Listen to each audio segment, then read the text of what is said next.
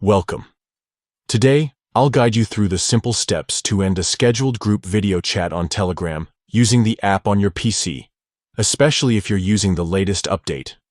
First, open your Telegram app on your computer. Make sure you are logged in and ready to manage your groups. Next, navigate to the group where the scheduled video chat is taking place. Open that group chat window. Now, look for the scheduled video chat interface within the group. You should see the ongoing or upcoming video chat details right there. To end the scheduled video chat, find and click on the Close button. This action will initiate the process to stop the video chat. After clicking Close, a confirmation dialog will pop up asking if you want to abort the video chat.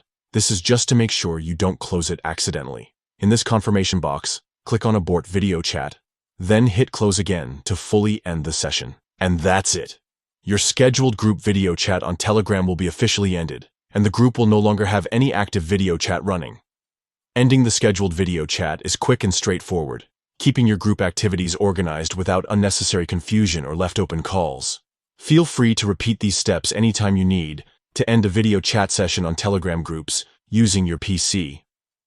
It's a handy feature for managing your online meetings, family calls, or any get-togethers smoothly. Thanks for watching.